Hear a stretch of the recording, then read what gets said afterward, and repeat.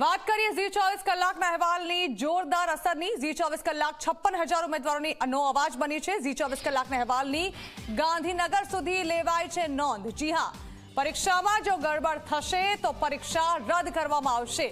Nursing વિભાગના અધિક નિયામક તૃપ્તિ દેસાઈએ આ અંગે એક મોટું નિવેદન આપ્યું છે। પરીક્ષામાં જો ગડબડ હશે તો પરીક્ષા રદ કરવામાં આવશે। 24 કલાકમાં રિપોર્ટ આપવા માટે આ મુદ્દે આદેશ કરવામાં આવ્યો છે। તો ઉલ્લેખનીય છે કે રાજ્યમાં નર્સિંગની ભરતીના પરીક્ષામાં ગોટાળો થયો હોવાનું સામે આવ્યું છે। આ મુદ્દે શંકા વ્યક્ત કરવામાં આવી રહી છે, જેનો અહેવાલ ઝી 24 કલાકે દર્શાવ્યો હતો, જેની જોરદાર અસર જોવા મળી રહી છે। અને આ મામલે હવે ગાંધીનગર સુધી નોંધ લેવાય છે। આ મામલે શિક્ષાત્મક પગલાં લેવાય તેવી પણ શક્યતાઓ છે। તો સાથે જ હવે તપાસ કરવામાં આવશે અને જો પરીક્ષામાં ગડબડ હશે તો પરીક્ષા રદ કરવામાં આવશે તેવું પણ કહેવામાં આવ્યું છે।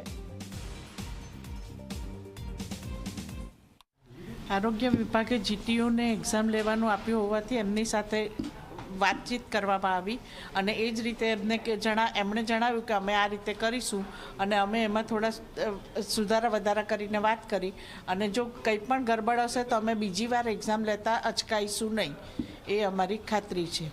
એમને અમે પૂછ્યું કે આવી રીતની પેટર્ન શા માટે થઈ અને આવું શા માટે થયું, એટલે એમના દ્વારા કહેવામાં આવ્યું કે પહેલી રીતે જ। અને બીજું કે અમે પૂછ્યું કે ક્વેશ્ચન પેપરમાં તો તમે કઈ રીતે ક્વેશ્ચન પેપર કઢાવ્યું, 3 જુદા જુદા એક્ઝામિનરો પાસે કે ત્રણેય પાસેથી ક્વેશ્ચન લઈને મિક્સ કર્યા, એ રીતે અમે બધું એનાલિસિસ કર્યું છે।